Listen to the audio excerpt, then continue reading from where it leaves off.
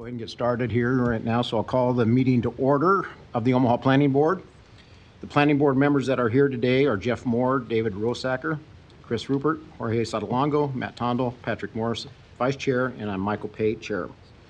Members of the city staff that are in attendance today are Dave Fanslaw, Planning Director, Eric England, Assistant Planning Director, Mike Carter, Current Planning Manager. Jennifer Taylor, I think, has a... Jay? Dave, okay. With the City Law Department, and Kathy Epperson, Recording Secretary. Our rules of procedure are as follows. Notice if this hearing has been published. Copies of today's agenda are located in the table right here in front of us. You're welcome to come down and pick one up.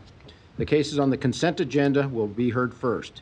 Consent cases have been recommended for layover, have already been heard or perceived by the Planning Board to be non-controversial. Therefore, they will be read and voted on without the opportunity for you to state your opinion on the case. If you do wish to have this case discussed during the hearing, you may remove the case from the consent agenda. To do so, when each consent case is read, I will ask if anyone wants the case removed for discussion. If you do, please stand up and say so, and the case will be removed. This case will then be heard after we vote on the cases that remained on consent.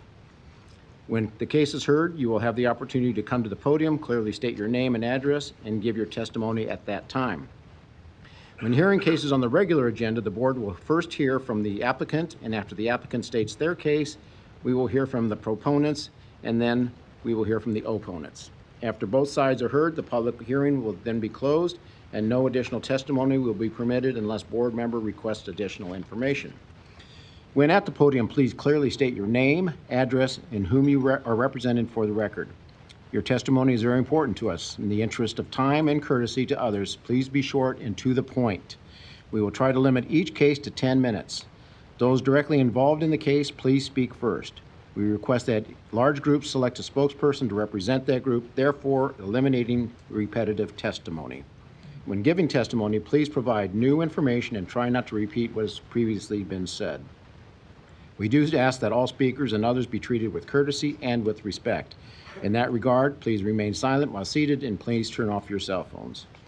Our decision to approve, deny, or continue a case made here today will be forwarded to City Council for another public hearing and final disposition by the City Council. Conditional use permits are an exception to this rule. The board's decision made here today on conditional use permits are final and not forwarded to the City Council. Lastly, upon the advice of the Law Department, all communications to the board members from attorneys or other interested parties should be transmitted through the Planning Department so that they are made part of the public record. The department will then transmit all that information to the board as well as to the rest of the public. A current copy of the Nebraska Open Meetings Act can be found in the white binder in this room. So now we'll move into the consent agenda items, and first we'll act on the consent agenda for approval that are listed for approval. And again, if any of these cases that I read you want to provide public testimony on, please raise your hand and we'll remove those cases from public testimony. If not, they'll be heard and voted on, and same thing with the layover cases. So the first item on consent agenda for approval is item number 5. It's case C10-24-253, C12-24-254. The applicant is Lanahaw Real Estate. It's on consent for approval. The request is revised preliminary plat approval of the Elkhorn Center, a subdivision outside the city limits with rezoning from AG to R4 and MU, and this was laid over from our March 5th, 25 meeting. The location is east of 204th and Shirley Streets. Does anyone wish to have this removed? Okay. Next item is item number 7, KC 7-25-069. Applicant is Lon Hoon. Sorry if I mispronounced that. It's on consent for approval. Request is the approval of conditional use permit to allow religious assembly in the R2 district. This was laid over from our April 2nd, 2025 meeting. The location is 5113 Hartman Avenue. Does anyone wish to have this removed? Okay. Next is item number 9, case number C3-25-119. Applicant is Sierra Homes. It's on consent for approval. Request is approval of the amendment to the future land use element of the city's master plan from industrial to low-density residential. The location is northeast of 56th and Francis Streets. Does anyone wish to have this removed? All right, next is item 12, case number C3-25-121. Applicant is the Planning Department on behalf of the City of Omaha. It's on consent for approval. Request is the approval of the disposition of city-owned property, location of 2725 and 2723 North 28th Avenue. Does anyone wish to have this removed? Okay. Next is item 13, case C12-25-103, applicant CNC Surveying LLC, on consent for approval. Request preliminary and final plat approval of the Deer Creek replat 29, a minor plat outside the city limits. Location of 12736 Reed Street. Does anyone wish to have this removed? Next is item 14, case C12-25-106. Applicant is Westroads Mall LLC, on consent for approval. Request is preliminary and final plat approval of the Westroads replat 6, a minor plat inside city limits with approval of a waiver to section 5384D. Lot frontage. Property is located within an ACI, area of civic importance overlay district, which is pending. The location is 707 North 102nd Street and 10000 California Street. Does anyone wish to have this removed? All right, next is item 15, case C10-25-086, C12-25-087. Applicant is Sierra Homes Omaha, on consent for approval. Request is preliminary and final plat approval of the Hooks subdivision replat, a minor plat inside city limits with rezoning from CC to R5 and approval of the waiver to section 5384A, lot depth. Location is northeast of 56th and Francis Streets. Does anyone wish to have this removed? All right, next is item 16, case number C12-25-107. Applicant is Millard Public Schools. It's on consent for approval. The request is preliminary plat approval of the MPS 210 and Q Campus replat 1, a subdivision outside the city limits. Property is located within an MCC, Major Commercial Corridor Overlay District. Location is southwest of George B. Lake Parkway and West Q Road. Does anyone wish to have this removed? Next is item 18, case C12-25-110. Applicant is Thompson, Dreesen and Dorner, Inc. On consent for approval, the request is preliminary and final plat approval of Turkey Ridge, a minor plat outside city limits with approval of a waiver to section 5384D, lot frontage and 5399 sidewalks. Property is located within an ED, Environmental Overlay District. The location is 13424 Shangaska Road. Anyone wish to have this removed? Okay, next is item 19, KC 10-25-102. Applicant Margarita Maria Tingland.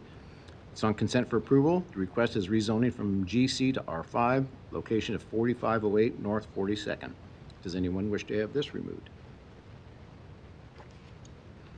Next is item 20. KC 10-25-105, applicant Dotson Partners LLC, on consent for approval.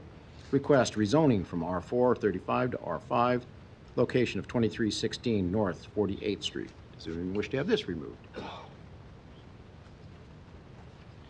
Next item, 21, KC 10-25-111, applicant is Polid Custom Homes, Inc., on consent for approval. Request of rezoning from R5 to R6, and the location is 20111 South HWS Cleveland Boulevard. Does anyone wish to have this removed? Next is item 22, case C10-25-112, applicant FL Lassiter and Associates, Inc., on consent for approval. Request is rezoning from R7 and GC to NBD with expansion of the ACI, area of civic importance overlay district. The location is 2601 North 24th Street. Does anyone wish to have this removed? Next item is 23, case C10-25-114, applicant Patricia Kurgan, PR, on consent for approval. Request is rezoning from HI to R5. The location is 2210 South 20th Street. Does anyone wish to have this removed? Next item, 24, KC 1025-120, applicant's planning department on behalf of the city of Omaha, on consent for approval. Request is rezoning from GI and GC to NBD, along with expansion of the ACI overlay. The locations, 4101, 4021, 4019, 4017, 3927, and 3925 North 24th Street. Does anyone wish to have this removed? Okay, next is item 25, KC 11-25088. Applicant is Sierra Homes Omaha on consent for approval. Request is approval of the PUR planned unit redevelopment overlay district, location of northeast of 56th and Francis Streets. Does anyone wish to have this removed? Next is item 27, KC 8-14114. Applicant is Riga Engineering Group, Inc. on consent for approval. Request approval of a major amendment to the special use permit to allow meatpacking and related industries in the HI Heavy Industrial District. Location is northeast of 27th and N Streets. Does anyone wish to have this removed? All right, getting there. Next item is 28, case number C793-110, C1025-122, the applicant St. Thomas Lutheran Church on consent for approval. The request is approval of the major amendment to the conditional use permit to allow religious assembly in the R4 district, along with expansion of the MCC major commercial corridor overlay, location of 17007 Q Street. Does anyone wish to have this removed? You want this removed so you can have discussion on it? Okay, we'll take this off then. It'll be heard after we vote on the consent agenda items. Okay, next is case number number 30, case number C1425-101. Whoops. Oh, I missed one, didn't I? Yeah. Case number 29, or item 29, case number C708022, applicants Millard Public Schools on consent for approval. The request is approval of the major amendment to the conditional use permit to allow secondary education facilities in the R4 district with the waiver to section 55-186 height to allow a 39-foot tall building. Location is southwest of George B. Lake Parkway and West Q Road. Does anyone wish to have this removed? Okay. And next is item 30, case C1425-101. Applicant is Planning Board on consent for approval.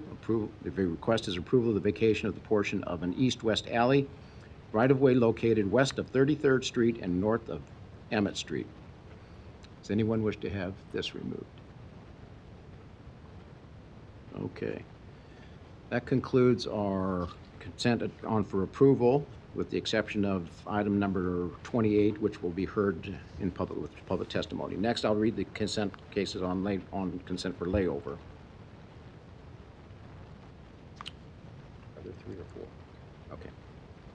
First one is item 8, case number C725-068. Applicant is Laura Tarpinian on consent for layover. This request is approval of the conditional use permit to allow multifamily residential in the CC district. This was laid over from our April 2nd, 2025 meeting. The location is southwest of 243rd and Chicago Streets. It's on consent for layover. Does anyone wish to have this removed?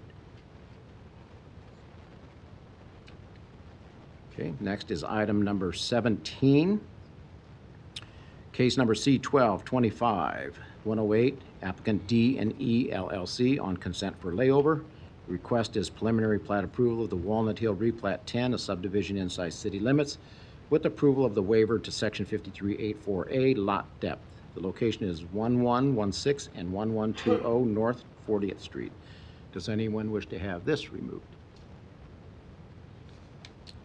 Okay, and along with that is item number 26, case C1125-109. Applicant is D&E LLC on consent also for layover. The request is approval of the PUR planned unit redevelopment overlay district, location of 1116 and 1120 North 40th Street. Does anyone wish to have this removed? Okay. Those are all our cases on for layover. So we've got several items on consent for approval. I would entertain a motion for the consent agendas on the approvals. Motion to approve case numbers 5, 7, 9, 12, 13, 14, 15, 16, 18, 19, 20, 21, 22, 23, 24, 25, 27, 29, and 30. Second. Okay, we have a motion and a second. Kathy, please record the vote. Morris, Yes. Rosacker, Yes. Tondel, Yes. Sotolongo, Yes. Moore, Yes. Rupert. Mr. Chair, Yes. approved 7-0. Okay, next, we have 3 items on for layover. I'd entertain a motion for layover. Motion to lay over case number 8, 17, and 26. Okay, we have a motion and a second. Can we roll call, please? Rosacker, Yes. Tondel, Yes. Sotolongo, Yes. Moore, Yes. Rupert.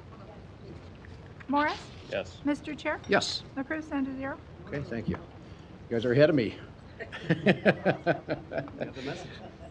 Those are the cases on for either approval or layover. If you're here for one of those items, you're free to go. You're free to stay as well, but those cases are completed at this point. So thank you for coming today. Okay, we'll now move into the regular agenda. We'll take the first one, which was taken off consent for approval, which was case number 28, item number 28. This is case number C7, 93-110, C10, 25-122. Applicant is St. Thomas Lutheran Church. The request is approval of the major amendment to the conditional use permit to allow religious assembly in the R4 district, along with expansion of the MCC major commercial corridor overlay. The location is 17007 Q Street. Is the applicant here?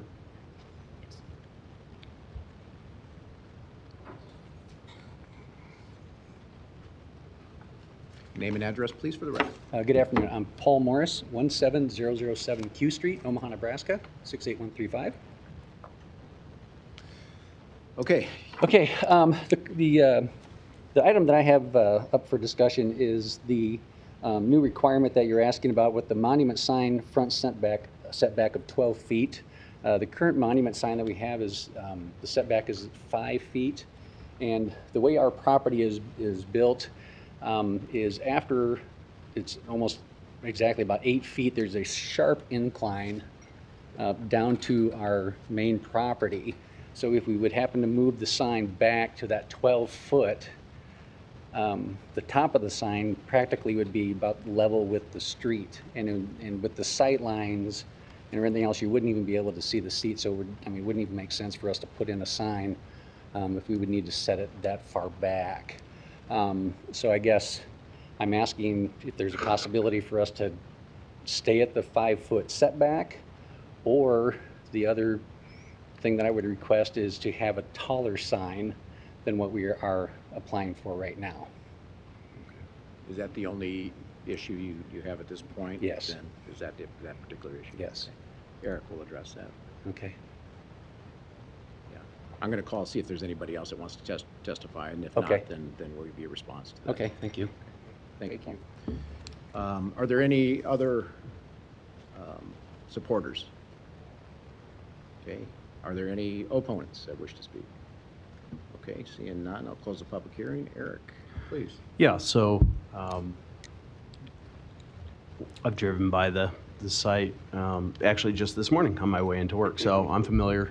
There is a steep grade change from Q Street down.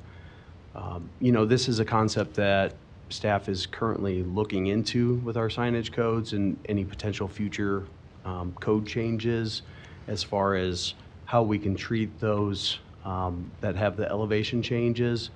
But we are not yet at a point to be able to support that. In fact, we have a Urban Design Review Board case next week that deals with this same item. It's basically the same situation, but a different location, and we're not supporting that. So I guess, city staff, we cannot support it at this time. We've been consistent with the height of, the signs. We've had a lot of churches and schools that have come in for new monument signs.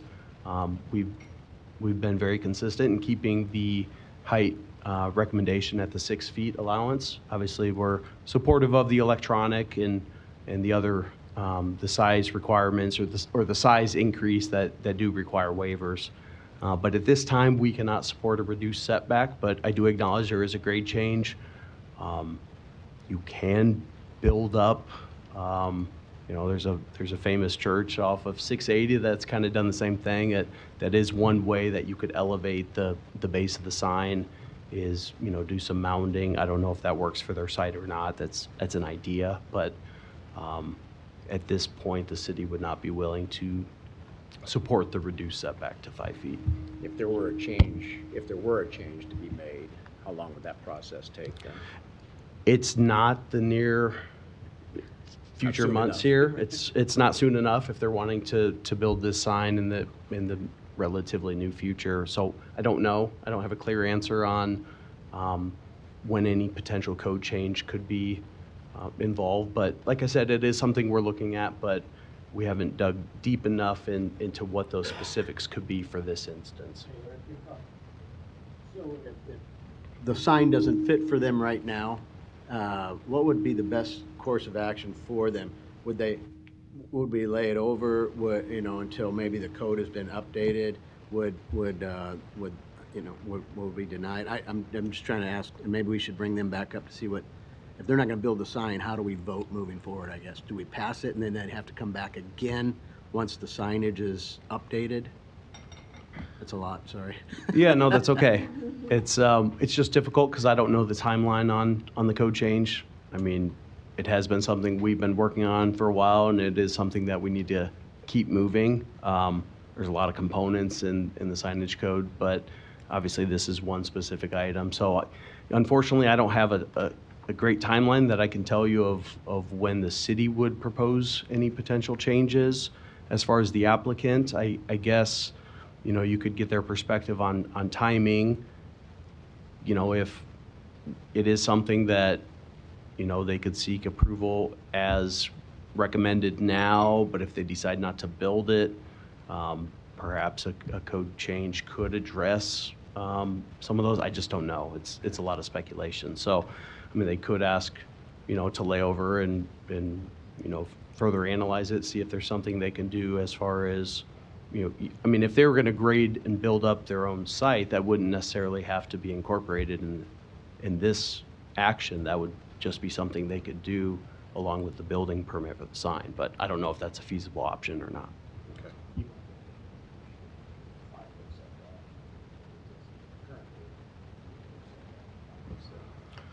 Yeah, I don't know how long the sign has been in place. I suspect it probably would have been before Q Street would have been widened. So it could have had a larger setback at the time, and then maybe a road expansion, you know, cut into that. I don't know.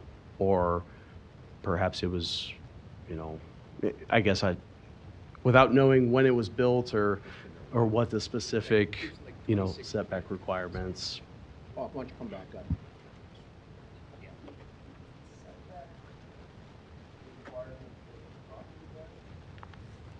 Or from like the street or the sidewalk, or where is that setback requirement start? It's from the property line. Yeah. Because do we always require this setback for every sign request we get, these electronic signs? Because I don't want to name other applications here, but I'm looking at one right now where it looks like we didn't require the setback. Which site would that have been? I don't St. recall. Roberts. I don't remember what that is. Usually it's a 12-foot setback for any street frontage within the residential district. So Okay.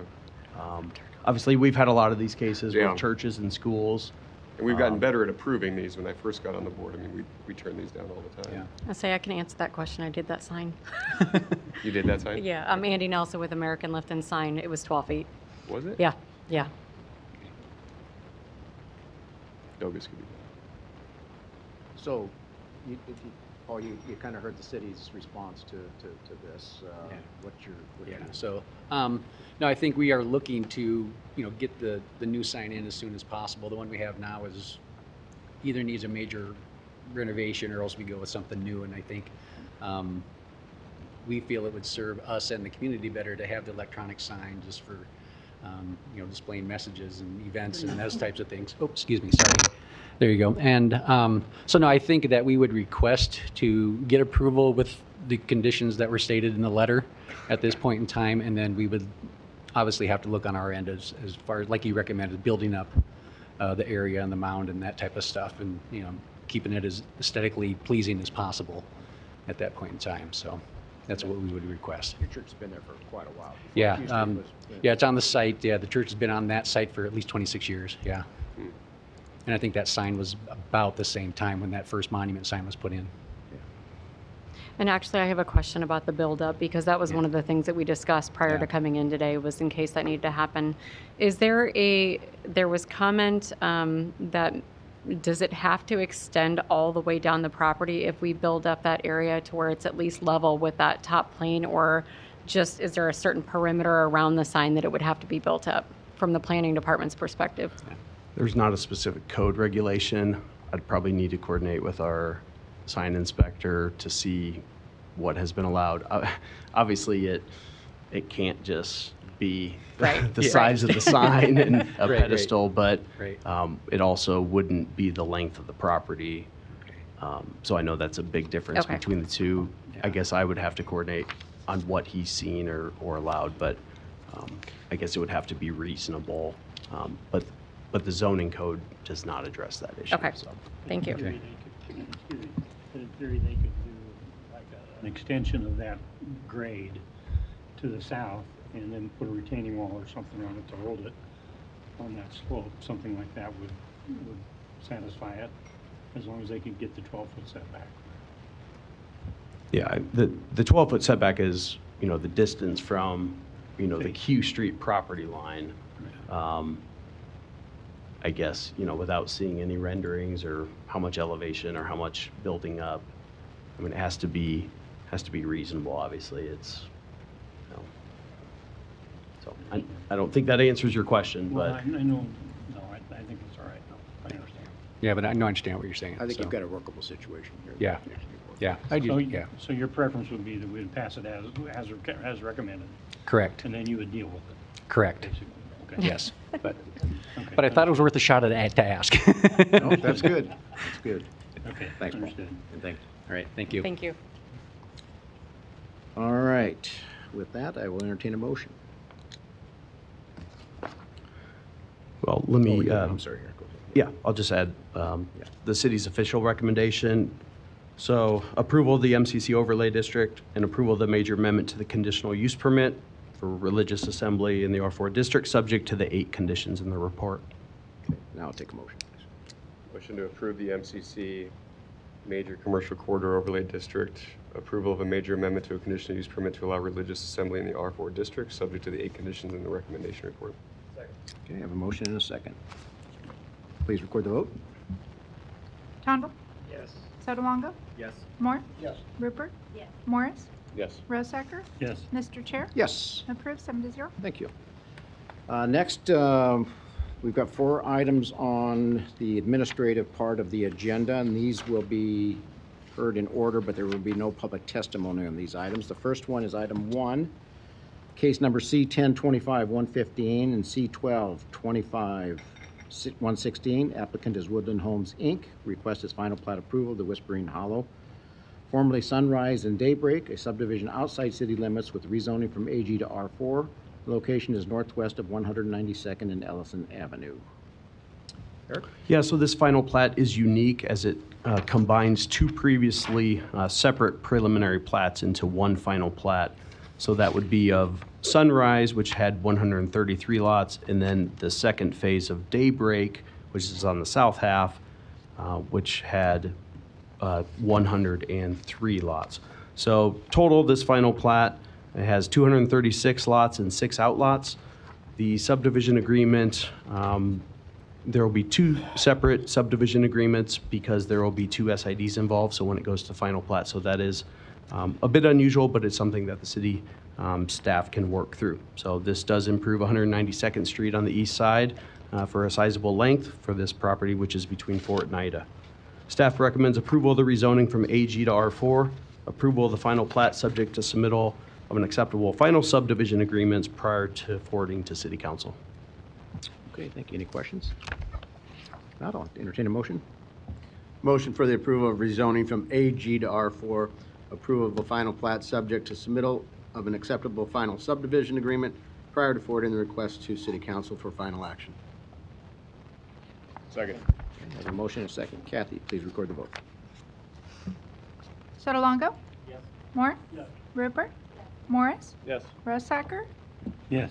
Tondel? Yes. Mr. Chair? Yes. Approved, 7-0. Thank you. Next is item 2, case number C10, 22203, C12, 22204. Applicant is One Professional Square LLC. The request is final plat approval of Antler View West, a subdivision outside city limits with rezoning from AG to DR, R7, and MU. The location is southwest of 192nd Street and West Maple Road. Eric? Yeah, so the preliminary plat was before Planning Board on February 5th and approved by City Council on March 18th. This includes 15 lots, 13 of which will be mixed-use zoning, 2 of which would be R7, and there'll be 5 outlots. The applicant is continuing to coordinate with the Public Works Department on the traffic study, as well as clarification will be needed on stormwater plans for which lots will treat on-site versus a regional basin. Staff recommends approval of the rezoning from AG to DR, R7, and MU, subject to submittal of an acceptable final mixed-use development agreement prior to City Council, and approval of the final plat, subject to submittal of an acceptable final subdivision agreement prior to Council. Okay, no questions? If not, do I have a motion?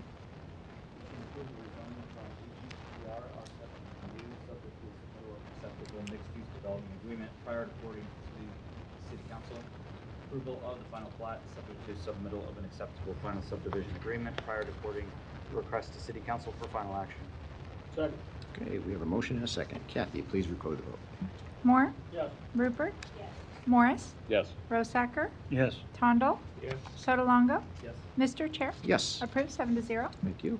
Next is item 3, case C10-25027, C12-25028. Applicant is Falcone Land Development, LLC. The request is final plat approval of McCardle Ridge, a subdivision outside city limits with rezoning from AG to DR and R4. The location is southwest of 192nd and Ida Streets. Eric, please. Yeah, so this site is directly north of agenda item number 1. So this will also have installed 192nd Street on the east side. This final plat creates 267 single-family lots and 5 outlots. There'll have to be coordination, which is ongoing with the developer and the engineer for the project to the west on the Main Street connection to Ida Street as the 2 plans conflict, but those conversations are ongoing. There are a few items that we list as condition that will have to be addressed before it goes to City Council with the final plat regarding noise attenuation, easement language, as well as an access easement. So staff recommends approval of the rezoning from AG to DR and R4, and approval of the final plat subject to submittal of acceptable final subdivision agreement and addressing the 3 items in the report prior to City Council. Okay, thank you. Any questions? Do I have a motion? Motion to approve the rezoning from AG to DR and R4. Approval of the final plat subject to submittal of an acceptable final subdivision agreement and addressing the 3 items in the staff report prior to forwarding to the City Council. Okay, we have a motion and a second. Kathy, please record the vote. Rupert? Morris? Yes. Rosacker? Yes. Tondel? Sotolongo? Moore? Mr. Chair? Yes. Approved, 7-0. Thank you. Next is item 4, KC 10-23026, C12 23027. The applicant is Signature Ernst Holdings, LLC. The request is final plat approval of Cherry Creek, Lot 10, a subdivision outside city limits with rezoning from DR to R6. Location is southwest of Cherry Creek Drive and Potter Street. Eric, please. Yeah, so this 1 lot final plat is the second phase of Cherry Creek. It'll include, or it'll have 85 townhome units on 1 lot, which will be zoned R6 with a PUD. Staff recommends approval of the rezoning from DR to R6 and approval of the final plat subject to submittal of an acceptable final subdivision agreement prior to City Council. Okay, thank you. Any questions? Do I have a motion?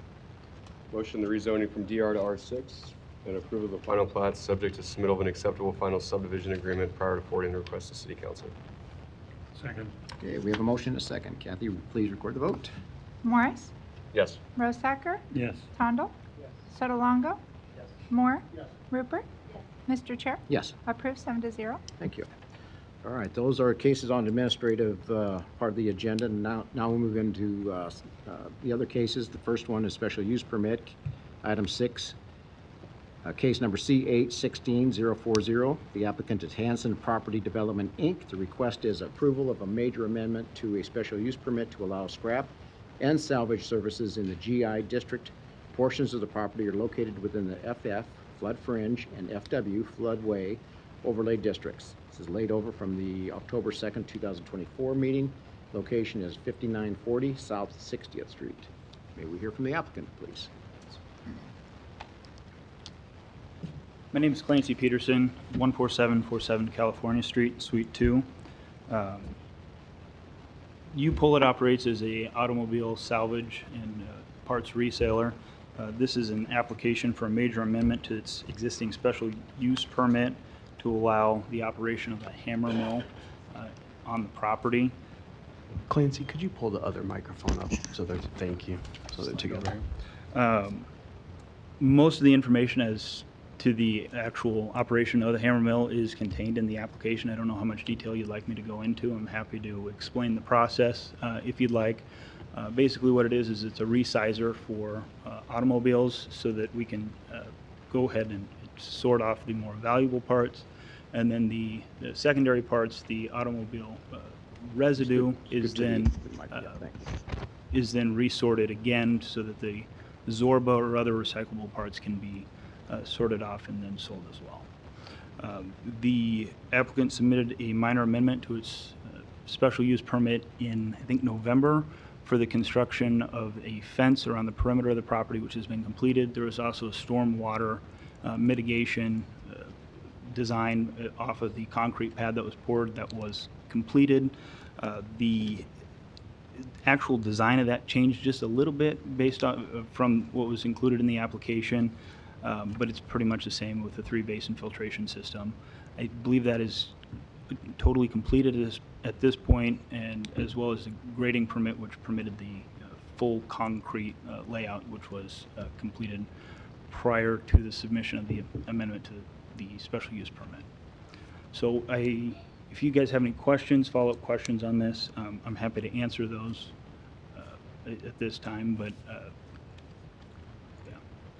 yeah. We may call you back up here. Are there any other proponents that wish to speak to this, please?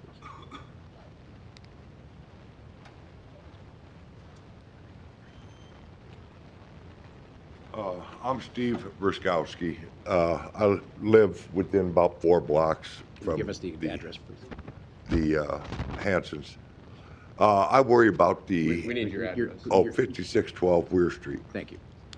I worry about when you're crushing it, the environmental, where it flies into the air. I get the dust from there. I'm going to interrupt you here real quick. Are you a proponent or no? Against it. We're not ready for you. Yeah. All right. Yeah. Right now, I'm looking for anybody that's in support of the All right. project, okay? But maybe there is none, so maybe you're next. So. Are there any other proponents that wish to speak? All right, so now I'll call for the opponents. So, sir, please All come right. on. Yeah. Come on, Steve.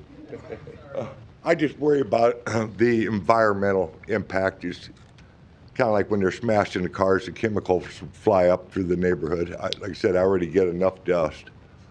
And the Papio Creek is within hundreds of yards there, and it can leach into the creek and get to the Platte River, which our city of Omaha's drinking water comes from.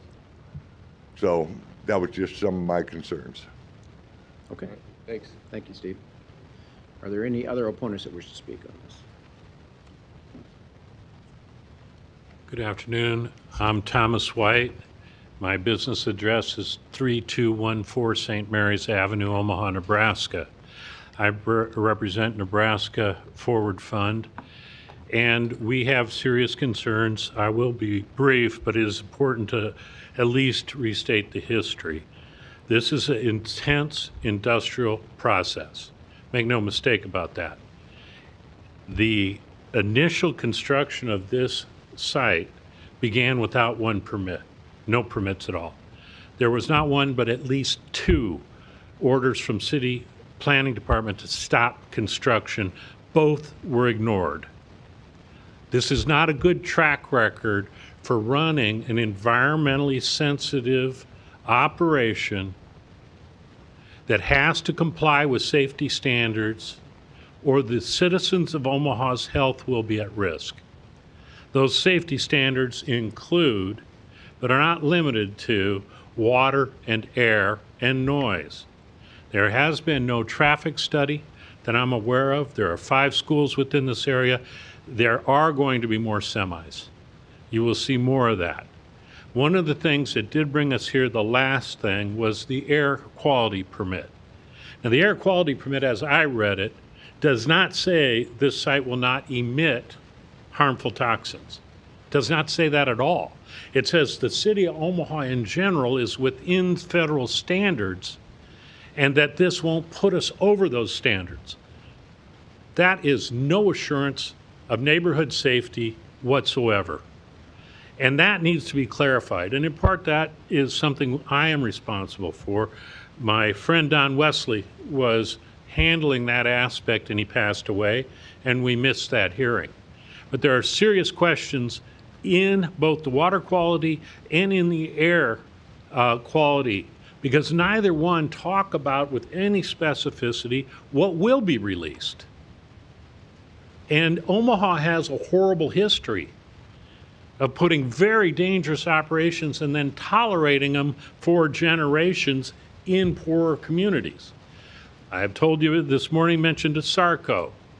ASARCO in the 70s, a Creighton medical professor, predicted lower IQs and more violence in the neighborhoods heavily subjected to the lead, cadmium, and arsenic drift from that facility. That and the Gould battery plant.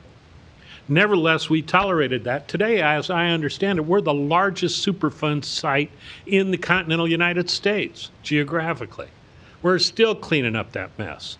Why? Because we put industry ahead of safety.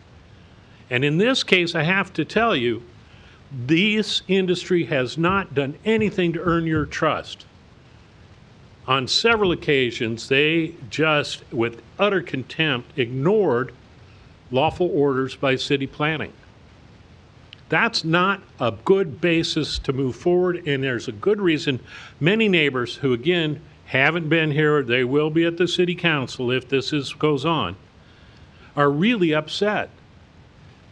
We have not talked about the fluff, the toxic byproduct, non-metallic, highly flammable, full of toxins.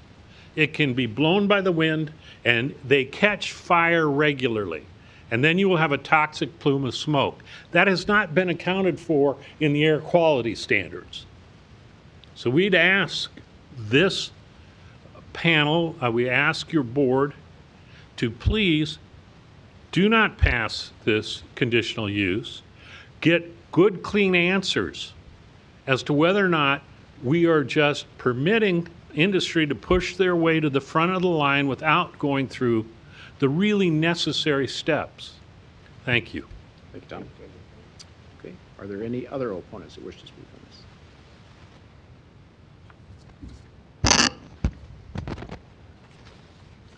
Andrew Adams, candidate for Omaha City Council District 4, 2301 South 33rd Street.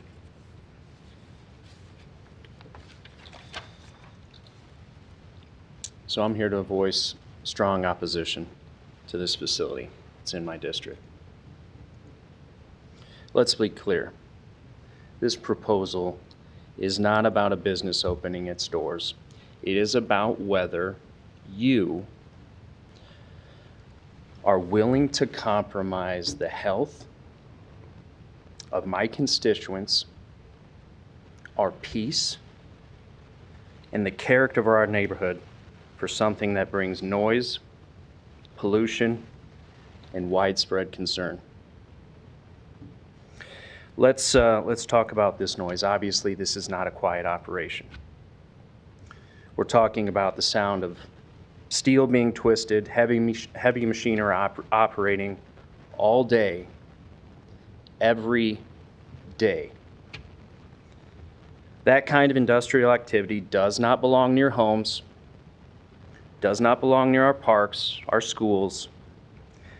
Residents in my district deserve to open their windows and hear birds, children playing, not the sound of bulldozers and hydraulic equipment.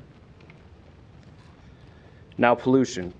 Obviously, crushing cars, you've heard it already. It means handling hazardous materials, all of which can leach into the soil of the Papio Creek water table.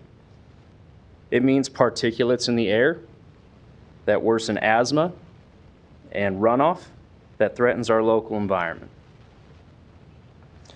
We should be working to reduce pollution in our neighborhoods, not inviting it. If you believe the operator can promise zero pollution, well, I would like to meet with you after this meeting about a tremendous opportunity to purchase a pedestrian bridge to Council Bluffs. I'll give you a great deal. And finally, perhaps most importantly, is the residential opposition. We are here. We are telling you that this is not a wanted facility.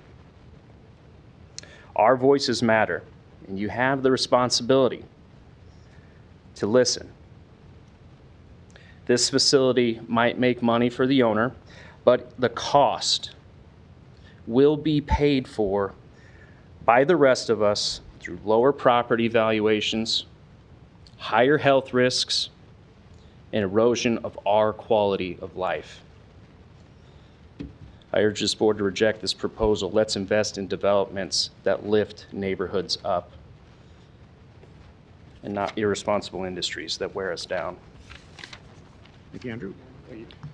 Okay, are there any other opponents that wish to speak?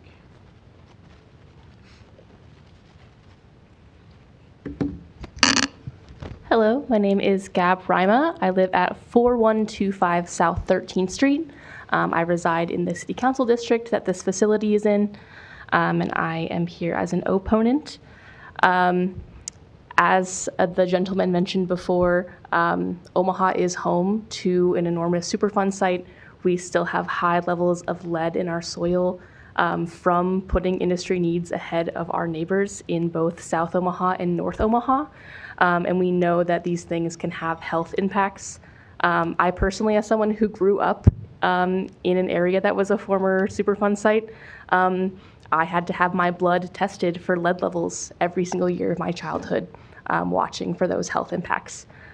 So I am no stranger to the impacts that we can have for decades after these industries come into our neighborhoods. The World Health Organization states that higher levels of the pollution that are associated with these kinds of projects can become associated with higher risk of stroke, pulmonary embolism, pneumonia, childhood asthma, and heart disease. Multiple studies, including a study from Italy in 2019, have shown that living near an auto shredder can result in higher rates of cancer and respiratory illnesses. I want my neighborhood to be safe. I want everyone in Omaha to be safe from these kinds of environmental health impacts. I was here in October. I heard multiple people, including myself, call for more in-depth environmental studies of this project and call for traffic studies of this project. I would love to see the outcomes of any studies that have taken place. I have not seen any follow-ups about these requests, so I would love to learn more about that.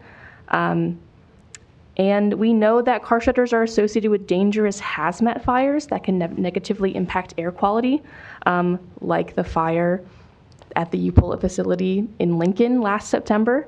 According to the United States EPA notice of violation, the General Iron Shredder, which was a project in Chicago several years ago, emits, quote, significant amounts of smog-forming pollutants, which can have harmful health impacts. Similar shredders have been known to produce, as someone who before mentioned, auto fluff, which can qualify for treatment as a form of hazardous waste. This waste is a mixture of plastics, foam, textiles, rubber, and glass that become airborne after cars are crushed. this is just like a disaster waiting to happen. Like I said, we've been cleaning up the effects of industry in this city for decades now. I would hate to see us go forward with this project and have another environmental disaster that becomes a stain and embarrassment on Omaha for decades to come, which is why I'm here opposing this today. Thank you. Thank you. Okay. Are there any other opponents that wish to speak on this? Hello, everyone.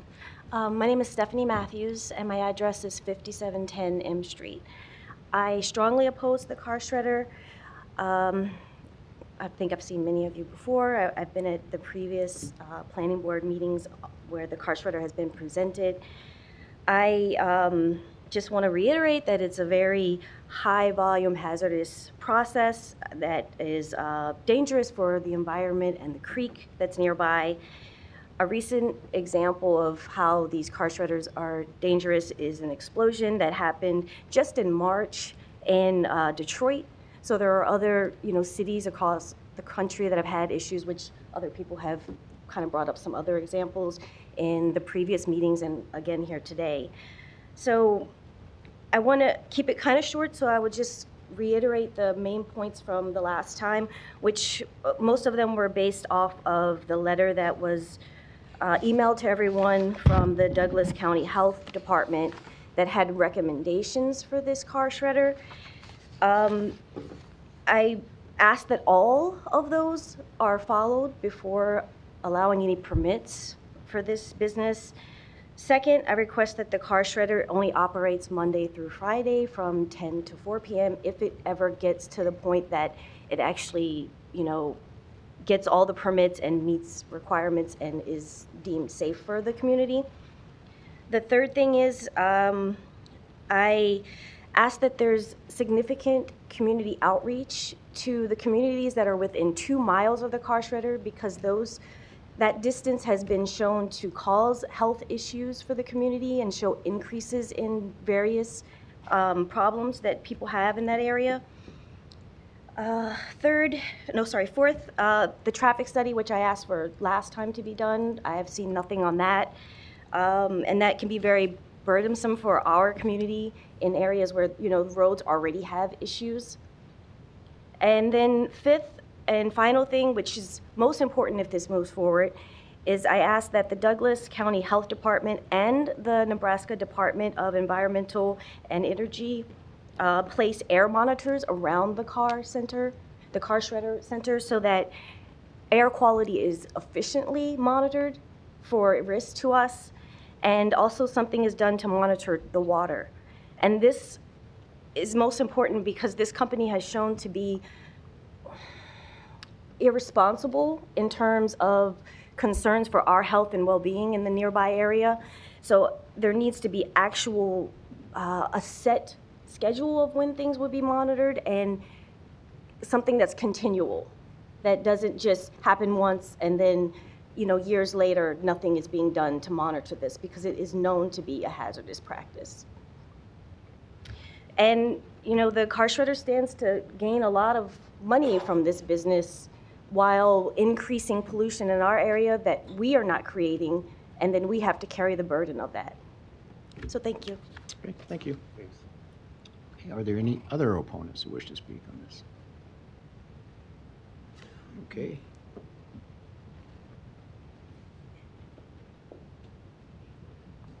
Hi, my name is Kaylee Sampson, and I live at 6179 Walnut Street.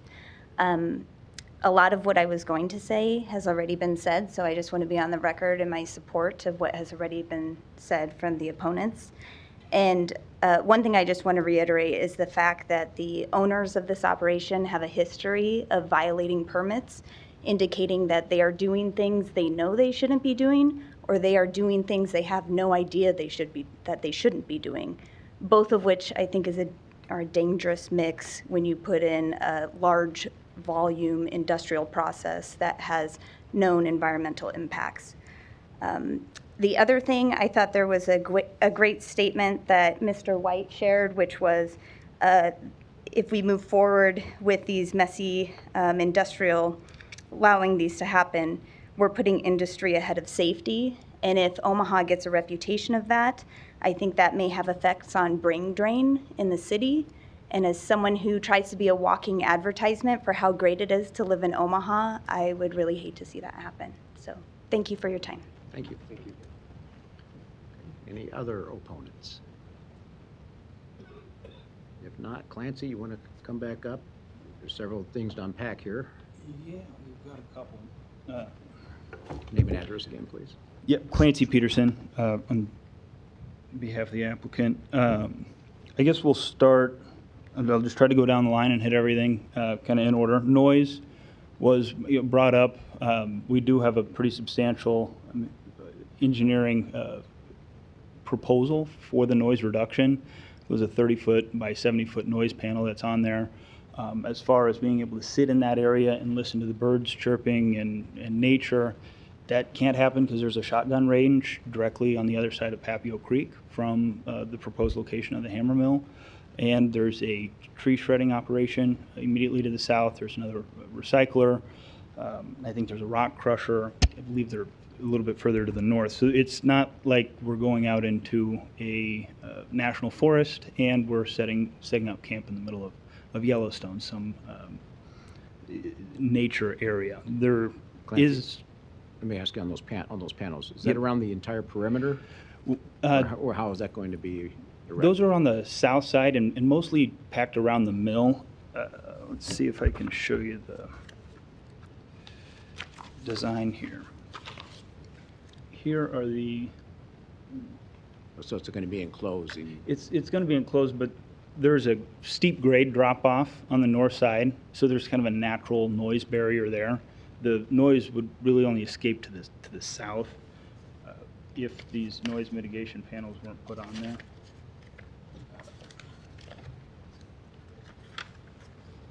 So this is the gantry crane that would be built around in order to service the mill area here, and the panels would basically go all the way around and then up here and extend to the west on that conveyor. The conveyor doesn't make a lot of noise. It mostly comes out of the mill. Hey, Clancy. You've got machinery there already working, correct? I mean, not the hammer mill, but they take the cars apart with other machinery at this point, right? Yes, not in this area, a little further north. Okay. So do you have any idea what the noise level is for what you're currently doing? And then the other question I've got is, so to the south, there's really not anything as far as that's going to worry about noise, correct? I mean, is there a way to put that more towards the east? Because that's where the homes are, correct? The homes are kind of north and east. Right. South, it's mostly just industry. There's Alves, which has been mostly disassembled for a tree recycling plant at this point, but there's. So is there panels that can be moved to the northeast to help with the noise to the neighbors? And really, they're willing to go by the recommendation of the sound engineer here. And Okay. I know it's in the application, so I was just looking at it. But they did the computer modeling to show that the noise is really not going to affect anything to the north because of the steep grade. There's a kind of a retaining wall there. Did you have something you wanted to add? My name is Jason Alberico, 5703 South 60th Street, Omaha, Nebraska. Relative to noise, we're currently operating and disassembling vehicles. We've been doing this since 1986 on the site. We're not rookies. I have a decibel meter in my truck. I've gone to comparable facilities and sat outside of them, as well as our operations, the tree shredders, the tire shredders that are on 60th Street adjacent to us, the rock crusher. The perceived sound level from these machines is something of, I don't know, it's exaggerated. When you actually get into the details of it with physical and scientifically peer-reviewed evidence and machines, you get a solution for a problem. We're willing to do whatever it takes to keep our neighborhood great. Our neighborhood has been great. There's been something said to the effect that we're a bad actor. We do have a couple instances where we let you guys down, just flat out. There's no excuse for that, and I've apologized and said that, this is something that we're not going to do again. With respect to that, though, it was never that we were putting somebody's health or safety in jeopardy. These were issues that were pulling a permit, a piece of equipment, or adding material to our site that was not allowed to be added. So there's been nothing to say that we are a bad actor, that we're somehow polluting the neighborhood, that we're drawing down public and private property values. Our site is a reclaimed landfill, so we're making very good use of that, I believe. We're trying to grow with the city, and we're trying to provide a very valuable resource, which is the recycling of automobiles that would otherwise be pollution in the city. I guess I'm just going to speak to the sound. We're willing to do whatever it does take to make sure that we are meeting scientifically testable levels, not somebody's perceived implications of this machinery.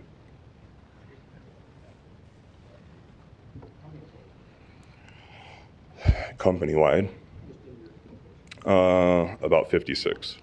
Yes, sir.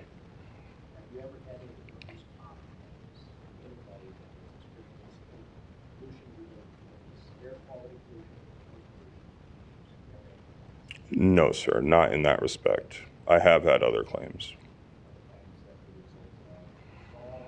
Yeah, falls, cuts, burns. I mean, what we do is not it's not a desk job, and it can be dangerous if the proper safety protocol isn't followed. If somebody gets lackadaisical and does something that's, incorrect, an accident could happen. But once again, we do everything possible. Our employees are like our family. And in my instance, my employees are my family. I've got 3 generations of my family working there. I truly care about this company. I truly care about our neighborhood, and I truly care about the city of Omaha. I really think that, we provide a valuable service, and I think that if we don't do it, the other actors that are in our business, they just don't do it as safely. They don't do it as soundly. And if it were actually looked into, this site and the people who have looked at this site say that it's one of the best in the country. So, you can say that I'm biased, but if we were to actually get some people who talked about what they've seen at other recycling facilities, these things are in the mud, stuff laying around everywhere. We're not going to increase in traffic. I've already discussed that, but I feel like there's a bunch of things that are thrown out there that there's absolutely no scientific or fact-based evidence supporting. It's just a claim. And, to that effect, I appreciate their sentiment, but, I'm here to deal with what is, not what could be. So. Hey, Jason, I've read a lot or seen a lot about the fluff, I guess, that is released. Is that happening now with not using the hammer mill as as far as particles getting up into the air? So if you imagine, I guess, let's just talk about it as the shirt that I'm wearing. If we go to destruct this and we hit it with something that was high speed and rotary, you would have fiber going places, and you would have to take some type of action for that. We are not planning on running the parts of the car that generate these fibers. Why are we not doing that? It pollutes the material stream, and it makes it harder to segregate what we're trying to do, which is, segregate and sell higher value commodities from the other ones. We do have areas that we're proposing on covering in the event that, just flat out, we want to do everything to ensure that public sentiment and concerns are taken care of.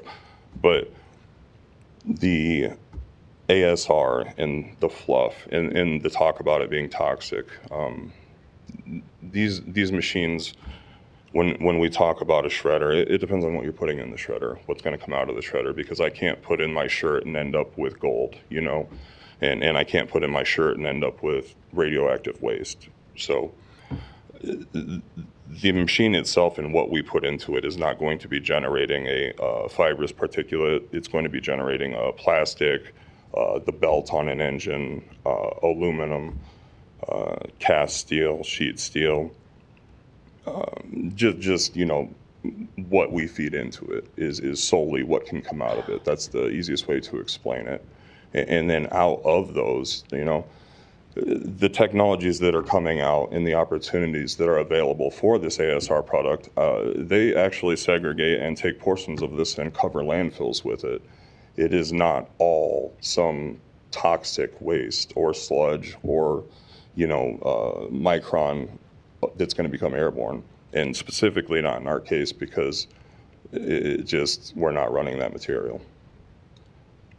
And I don't like, if we were concerned about the air in the area and you know, similar in like businesses, we would be concerned with silicates and you know, having objections to that. We would be concerned with tree shredding and you know, the small micron fiber that's floating in the air from that. All of our neighbors are great people. I just don't think that these concerns are aptly valid. And I think that there are concerns, you know, that we could be concerned about that we're not. So I question the motive in some instances. And while we're talking about the fluff for the AFR, the fire concerns here, each of these, there are 8 separate fire hydrants that are connected to an 8-inch main, I'm sorry, a 10-inch water main that run the length of this concrete pad where the recycling is going to take place. There's also water that's going to be introduced at the mill area. So fire suppression, they've already thought about that. They have everything on site. We don't need to rely on fire trucks or those to come in. All of the water that we need, it's already there to take care of that part of their concern. With respect to fires, nobody wants a fire. Fires are bad unless they're keeping you warm. But in the recycling industry, unfortunately, they do happen. They're happening with more frequency now because of micro-lithium batteries. We do our best to avoid fires at all costs. We do our best to have mitigation readily available. You know, the tipping floor that's just south of us, they've had multiple fires recently, and they're just dealing with, you know, residential garbage. Those batteries end up in there, and if you smash one, it's bad news. We are part of the industry's largest recycling association, actually going there next week. All of these things they talk about. They talk about the safety of your employees, fire mitigation, what the next best and available controls are for these things. And you know, we're advocates for that, you know. We love technology and we love what we do. So the fire, absolutely a concern, but absolutely a forethought as well. This site was, it was a lot of money, and you know, I can't explain the rear end chewing I got when I told them what I was doing with the water main and what it would cost. But this is what I said is necessary to have one of these facilities and to have it be safe, or as safe as it can be, and you know, prepared to deal with an adverse event. We've had fires in our processing area, which dealt from electrical shortages being around volatile fluids. And we've had electrical fires, period, but nothing relative to this, and we haven't ran this machine. But you know, they can happen, absolutely.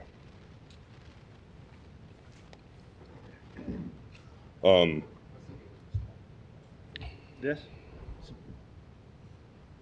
September 27th, 2024.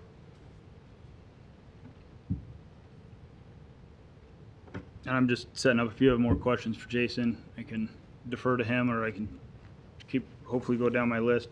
There were environmental questions as far as how this would affect the Papio waters of the Papio.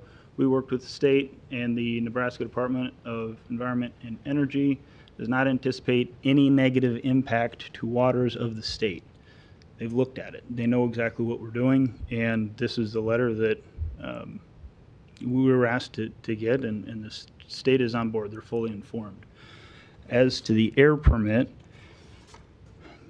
the planning department required us to get a minor construction permit for the air. This notice of this permit being issued was published for 30 days. I was wrong, it wasn't 20. It's 30 days in the Daily Record prior to a public hearing on the, I believe it was the 28th of April. Not a single person responded to the air permit, and not a single person today has looked at this permit and given us any technical feedback as far as the criteria of the state and or the city, and as it applies to any other applicant for a minor construction permit.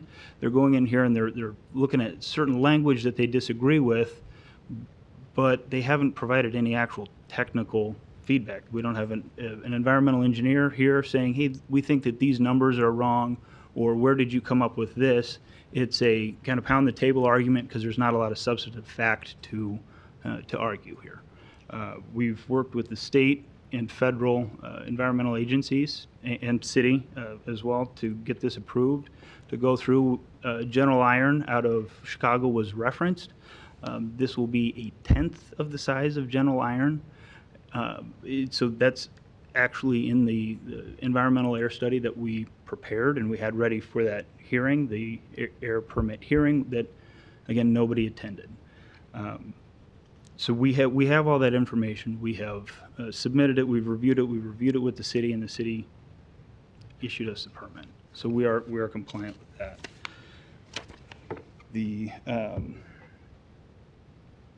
The next thing I think that they had said is all these environmental concerns. This is recycling, and I think that they are trying. The opponents here may be losing a little bit of sight of what this actually is. Recycling these types of materials reduces the carbon footprint by 95% over mining it directly from its natural source.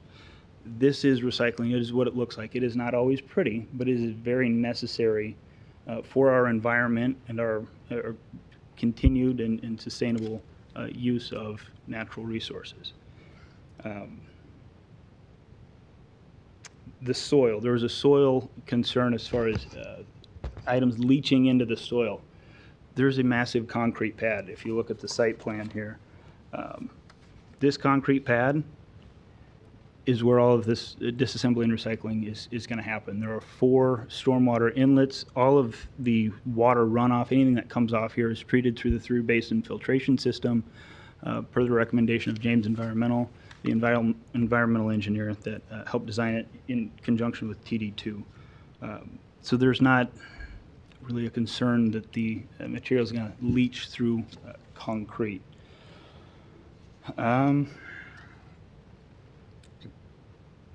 Clancy, did you, and this has been going on for a while, but did you meet with neighborhood at some point? I mean, I know you posted that in the Daily Record, but did you have a meeting with neighbors and other people about what their concerns might be? Yeah, I think we reached out to our actual neighbors here. Which ones? You know, we didn't reach out to everyone in a 2-mile radius. I know that was recommended, but no, we did not endeavor to do that. We did knock on the neighbors' doors of those immediately around us and said, hey, if you have any questions, please come. And to my recollection, nobody showed up to that meeting either. You guys did host a meeting? Attempted to, yeah. For all of the opponents that I've encountered, I've given them my personal information and offered them to call me at any point in time. I've offered, to take them through the site. Obviously, they'd have to be supervised.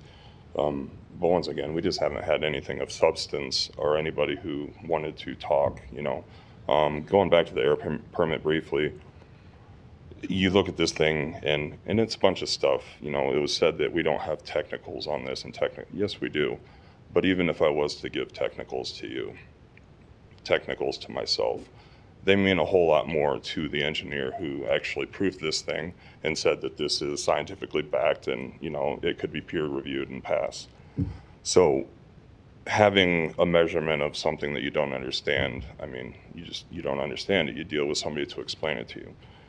To that effect, they calculated the emissions from this machine running 24 hours a day, 7 days a week. And it still is not something that is of concern. Tom had said, you show, or maybe it was Adam, show me an industry that's not polluting. Well, I mean, unfortunately, from beans to cattle to cereal, I mean, there are emissions in what we do. There's emissions in what they drove to get here, So that's just not really relevant. But going back to the 24 hours a day, 7 days a week scenario, we voluntarily taken limits on this thing. We only anticipate running it for X period of time. And of that period of time, I've alluded to, it would be magnificent if that thing would run that amount of time without breaking, but it's a machine just like everything else, and I don't think that we're going to come near those hours. Correct, yeah. So, I also do, going on the emission side, we have 4 people on the site now who are certified in the EPA Method 9 opacity testing. That's something that you actually have to go take a class for. You have to take I think it's 30 minutes of samples that you've got to take every 2 minutes. They give you a different smoke reading. That's not something that we are obligated to do, but that is something that my operators now know how to do, and they're going to continue on in testing that so we can ensure that our plume coming off the side is not something of substance that's going to be any effect to the neighbors. So. And the record keeping is all in the air permit. The air permit was not included in the packet that was submitted, but I did drop it off at the pre-meeting. There are a lot of record keeping requirements as you go through there, as far as the materials processed, water injection, the particulate matter, the opacity, visible emissions. We have record. How do I get this guy working? There we go. These are all record keeping requirements as to the hammer mill. These are the I believe these are the engines here, and then there's really the conveyors don't do much of anything other than move stuff from one end to the other. They don't make a lot of noise. They don't really produce any sort of emissions, but these requirements that people are asking for, they're already contained in these servers. Yes, sir.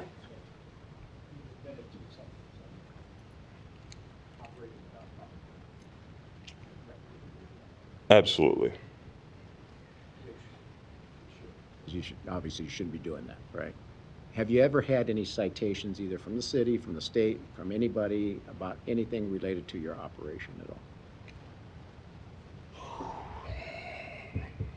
That's a good question. I don't believe that I've had any citations up to this point.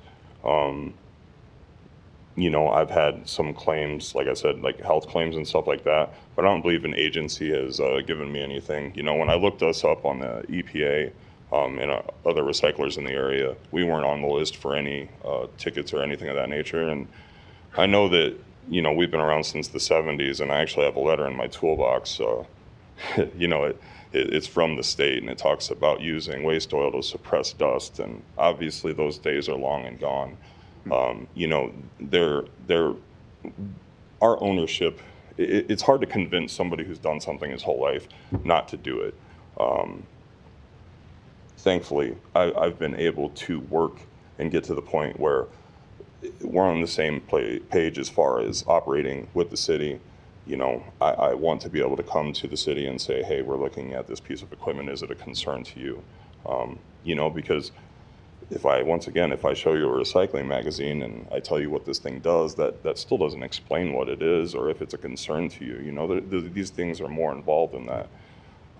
But every control that can be put in place to make this thing safe and to make it function and be efficient is going to be there, because it's obviously in our best interest to do so. It's in my family's best interest, and it's in our employees and our neighbors. So yeah, I think you've gone a long way to make sure that you're abiding by the rules. basically, but.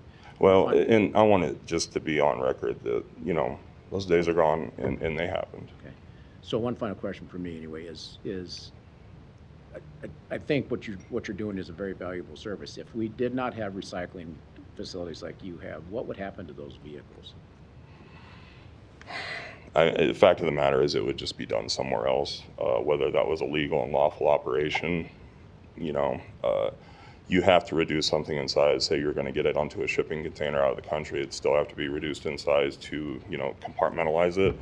But then you worry about all the fluids. And, you know, I spoke earlier that what we do is consolidate something that is a polluter and emitter, and we get rid of that problem so people can purchase something that has better controls and, you know, is more environmentally friendly. You know, all these vehicles that we're taking in, you know, from an accident or just, you know, it quit working.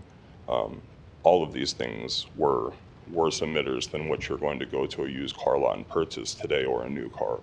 So we really are helping to, number one, keep things out of the landfill and not just, you know, pollute. But number two, we're consolidating what is, you know, a problem that's out on the road every day and worrying about, you know, those people getting into a better solution as far as environmentally friendly transportation. So. Thank you. Lance, do you have anything else? Yeah, any other questions? Hopefully I addressed everything from the opponents. They were kind of in the same group of complaints, so hopefully I got them all. Yeah, I think you hit, I've already made a lot of notes. I think you covered everything I had written down. Okay. Thank you. Go ahead. The one more, there is some future things that I know UPOLIT is considering. So as far as continued supervision, they don't have a great record. Continued supervision, we are going to have to invite permits and inspections and planning back to the site continuously as this full operation is deployed. That's good. Thank you. All right. Thank you Close for the your time. public hearing then with this. Eric, please. Yeah. Obviously, we've talked extensively about this proposal and this project, both at times last year when it was laid over a couple times at Planning Board, as well as for the current recommendation. So, you know, I was gonna mention the, you know, the air quality permit that was issued. Yeah, there's a few items in the recommendation report, but there are, you know, several parameters and ongoing reporting and, you know, record keeping. So we do have Tim Burns available from Public Works if you have any specific questions about the air quality permit or the process or any ongoing efforts with that. I know there was some conversation about concerns about traffic. We do also have Ryan Haas that could answer any questions specifically traffic related. So, you know, there's a lot of details, a lot of information in the recommendation report as it pertains to, you know, environmental concerns and addressing that, whether it's by the state of Nebraska or whether it's by our Public Works Department. You know, there's screening requirements, there's provisions related to noise. Obviously, as our recommendation report reflects, we believe the applicant has provided everything that they can to show that their equipment and their noise mitigation will be in compliance with surrounding properties and the decibel readings that are allowed at those receiving properties, whether it's DR zoning, which is a lower decibel, or whether it's GI zoning. Those are the two districts that the zoning is directly adjacent to the site or in the near vicinity. But, you know, we won't be able to verify that until, if this is approved by, you know, Planning Board and ultimately City Council, the Planning Department would need to verify that what they've put in place does comply with those noise requirements and noise regulations of the zoning code. So, but based on the studies, the analysis, and the information that's been provided, we are comfortable moving forward with the entitlement process regarding the noise, which is obviously one of the primary concerns. Eric, before you, I guess you mentioned whether somebody could come up and address some of the ongoing monitoring, because everybody can have a good plan, but the proof of the pudding is in the execution. And so the monitoring, I'd like to have a little more addressed.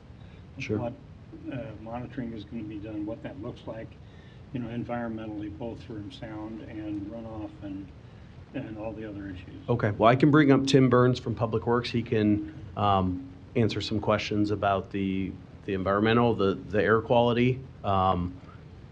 Tim, if you could come on up.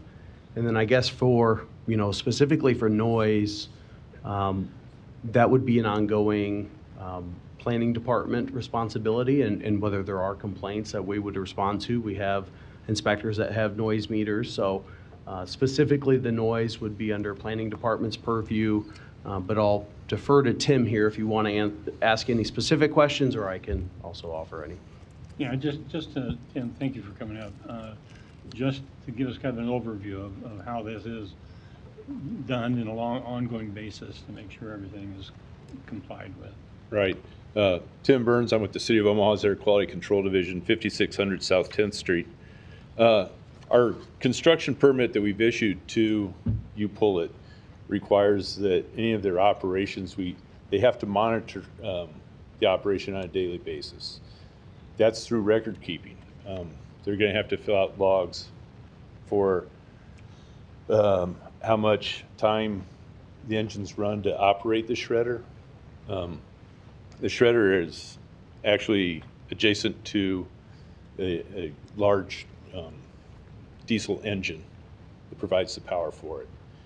So we've permitted the engine, we've permitted the shredder, both of those. There will be hazardous air pollutants, air toxics that come off of that operation. Most of those are a reflection of the burning of the diesel fuel, not necessarily the shredder itself. The hammer mill has to be monitored before anything gets fed into it. Excuse me. They have to remove any tires, batteries, fluids. These are things that they already do anyhow, as I understand their normal operation. We just want to make sure that stuff isn't getting introduced into the shredder for an additional source of emissions. There's water injection that has to go on. That's integral to the shredder itself.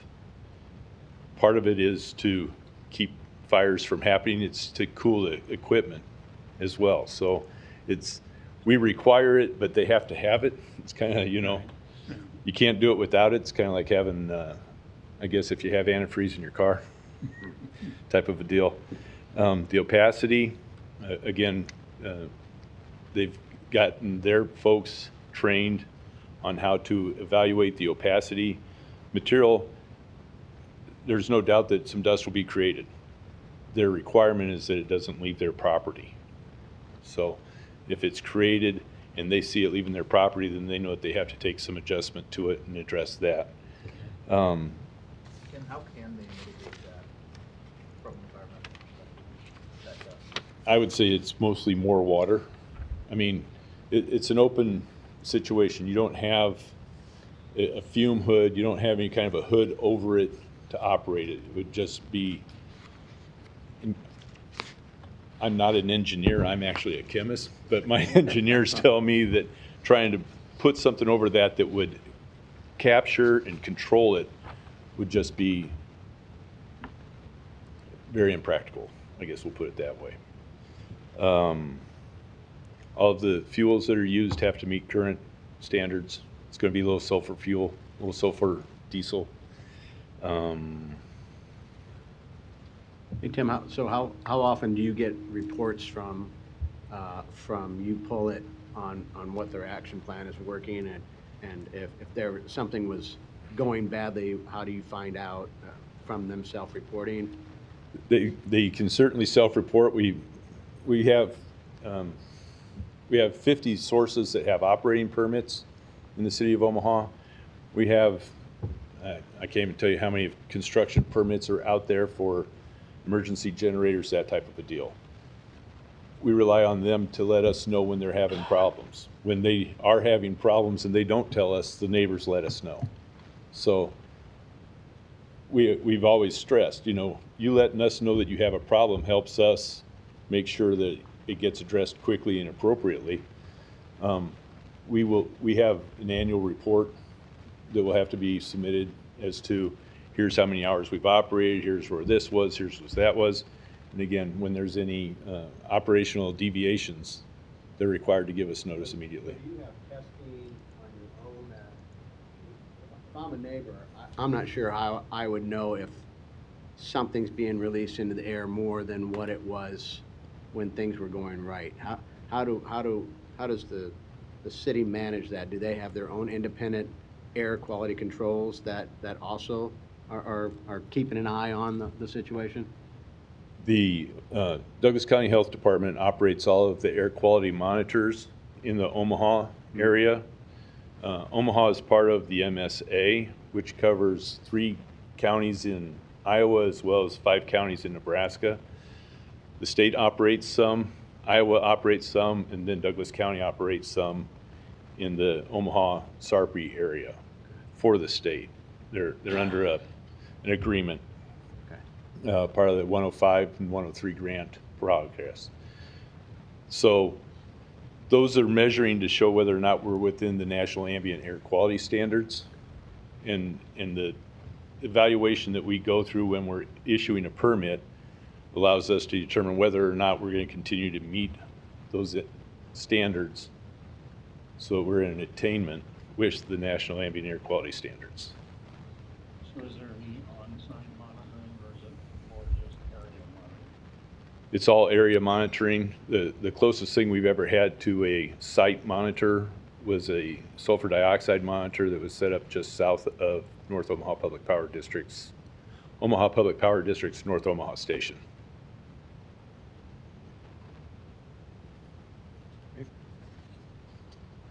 Thank you, Tim. Thanks, Tim. You bet.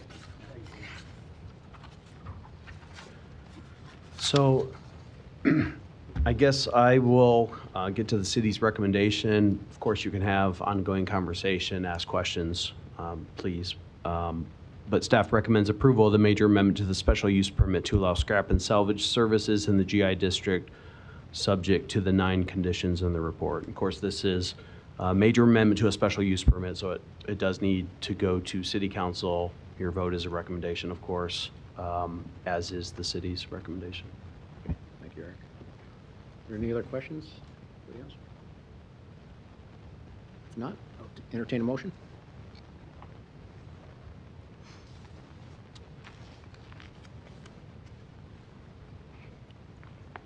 I need some sort of a motion, whatever.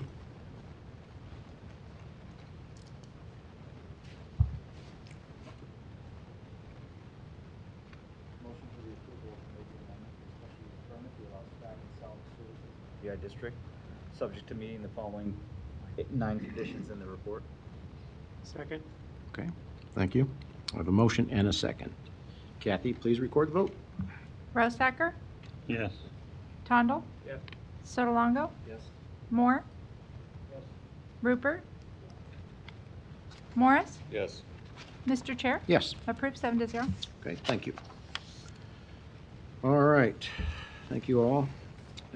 Next is item 10, case C3-25-113. Applicant is Planning Department on behalf of the City of Omaha. Its approval, request is approval of the CRA designation, location northwest of 48th and Q Street. May we hear from the applicant, please, Don? Yeah, good afternoon, Don Seaton, City Planning. This item asks you to designate a portion of the city as a community redevelopment area, also known as a CRA. The reason we do these is that people who redevelop properties within a CRA can apply for assistance from our tax increment financing program. This overhead here shows in lavender existing CRAs within the city. The little yellow area at 48th and Q is the area we're considering now. And it's located within this black area. That's the census tract. And our study area is in particular block group 2 of census tract 7101. So I'll show you the entire block group here in black. We launched this CRA study in response to a request from Canopy South and its director, Cesar Garcia. They're working to develop a large vacant parcel at about 48th and Q Streets, and that would be developed as an affordable housing project. They're in the process of applying for low-income housing tax credits at present. The project would have up to 77 affordable housing units. To designate something as a CRA, state law calls the CRA area both blighted and substandard. An area must meet the definition of both terms to qualify as a CRA. We have in your packets and in the public record a very detailed study. It's Exhibit I, or 1, that lays out both of these definitions and the criteria and requirements in state law for CRA, and also lays out how this area, this block group, does indeed meet the required criteria and requirements for CRA designation.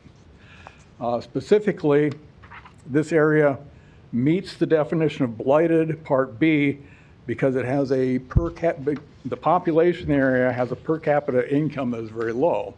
It's about $27,800, which compares to the overall city's per capita income level of $42,500. 515. Also, the age of the structures in the area exceeds the minimum threshold of 40 years for, which is a threshold for designation. The structures in this area are a bit, on average, over 50 years of age. In terms of meeting the other definition, substandard definition, that's related to the physical conditions within the area.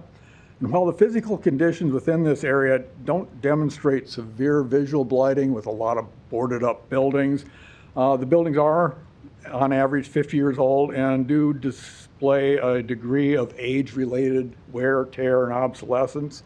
But even more significant is that the infrastructure is older, shows quite a bit of wear, needs updating, and in many areas lacks sidewalks and pedestrian amenities. This photo here shows actually the proposed development site, and you can see the condition of P Street looking west, which has seen better days. It needs some attention. And looking down looking south on 48th Avenue, again, the green area is a redevelopment site. The street's not in too bad a condition, but it's lacking drainage, sidewalks, gutters. Could use some improvement. This is along Q Street. In any event, and I might go back to the map. The study area does meet the criteria for designation as a community redevelopment area. We also looked at a possible designation as an EBA, an extremely blighted area. That's where an area where the poverty rate exceeds 20% of the population and the unemployment rate exceeds 200% of the statewide unemployment rate. In this instance, this area did not meet the criteria for an EBA designation. So we are recommending, as planning staff, planning department, approval of the proposed CRA designation, make it a community redevelopment area. And rather than do the entire study area being in the black, that block group, which does meet the criteria, we're going to target areas that we expect are more likely to experience redevelopment activity and redevelopment pressure. So we're limiting the recommendation for the designation to the area outlined in yellow on this map. Don, those photos you showed, this is one of the oldest areas in the city of Omaha, I think. It is very old. But those photos that you showed looked like those homes were fairly new, not new, but, you know, less than 40 years old, maybe. Yeah. On average, they're 50 years old. Okay. Was there at some time, do you know, was there at some time a revitalization of that neighborhood? You know, I'm not sure. I'm not sure if the homes at 50 years old, I'm not sure if they're original to the lots or if they are replacement homes. But, you know, if you look at the map, Can you show? it's a long way south from the core of the city. It quite reasonably could be closer to 50 years old as opposed to, you know, a really old area that's been redeveloped. Can you just pull up that photo that you showed with the homes in it? I just want to look at that again. Photo with, like the homes? Yeah, along that street view that you had. I got a couple There, of that them one here. there, so, yeah. So that one, And that's on P Street there, I think you said. this one's, these are along P Street, yes. And this is 48th Avenue looking south. Another one further west on P Street. I guess I They just couldn't look tell new- you they about look- the really ancient history of the Yeah, area. they just look newer than what you typically might see in that area, being one of the oldest neighborhoods in the Yeah. city of Omaha. Yeah. But, I Well, guess- the data is based on the U.S. Census Bureau data for year built for structures. Hey, Mike, if I could add, I grew up not too far from this area. Some of those houses, there were some empty lots that I believe there's older houses in the area, the study area, and there's, 40 or 50-year-old houses in the area. In my recollection or my knowledge is there's never been like a redevelopment plan where the whole thing was redeveloped at one time. I think it was more slowly developed, and there were pockets, and when I say pockets, a lot or two together, maybe scattered in the general area, where houses were built probably 40 years ago. Kind of like we're seeing now with some of the areas in Yeah. both North and South Right. Omaha as well, right? Yeah. You get pockets like. Correct, yeah. Some lots that weren't developed back in the day, but then people came back and infilled. Thanks, Dave. Thanks, Don. That's all I have. Okay, thank you, Don. All right, any other proponents? Any opponents? Seeing none, I'll close the public hearing. Eric? Yeah, I just clicked on the GIS. A couple houses just randomly. One was 1957, one was 1978. So yeah, and they were close to each other. So just to kind of reiterate what Dave said, staff recommends approval. Okay, thank you. Okay. I'll entertain a motion. Okay, we have a motion and a second. Kathy, please record the vote. Yes. Sotolongo? Yes. Moore? Yes. Rupert? Yes. Morris? Yes. Rosacker? Yes. Mr. Chair? Yes. Approved 7-0. Thank you. And final item is item number 11, KC 325-104. Applicant is Planning Department. On behalf of the City of Omaha, the request is approval of the South Omaha Global Market TIF redevelopment project plan. Location is 5125 South 24th Street. Don, please. Oh yeah, Don Seaton, City Planning once again.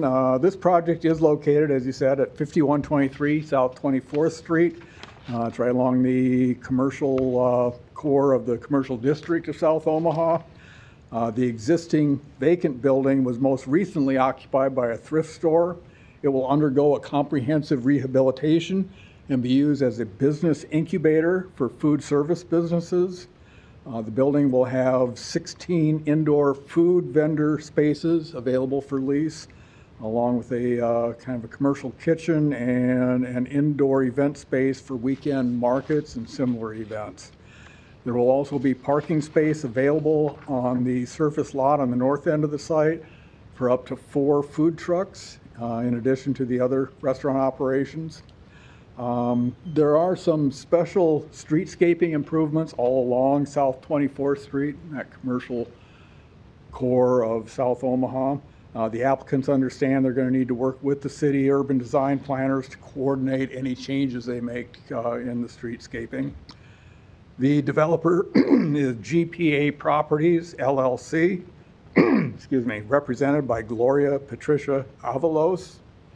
Total investment in the neighborhood is about $9.4 million. The TIF support for the project is $827,591. I would note the applicants would like to increase the building by a couple of floors, maybe more, but those would be future project, future activities. They're not included in the current TIF project proposal. This project meets the required criteria of the city's TIF program. It's an appropriate use for the area. and it complies with the goals of the city's master plan. We ask for your approval. Thank you, Don. Okay, are there any other proponents? Are there any opponents? Seeing none, I'll close the public hearing. Any questions? Eric? Recommend approval. Thank you. Motion to approve. A motion and a second. Kathy, please record the vote. Sotolongo? Yes. Moore? Yes. Rupert? Morris? Yes. Rosacker? Yes. Tondel? Yes. Mr. Chair? Yes. Approved 7-0. Thank you. Next, I'll need a motion to approve the minutes from the April 2nd pre-meeting and public meeting.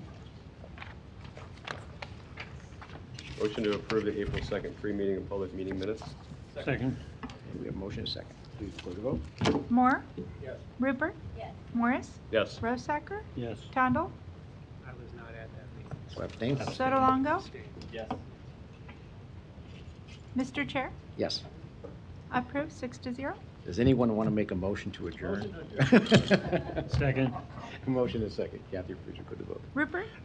Morris? Yes. Rosacker? Yes. Tondel? Sotolongo? Moore? Mr. Chair? Yes. Approved 7-0. Great. Thank you all. Thanks.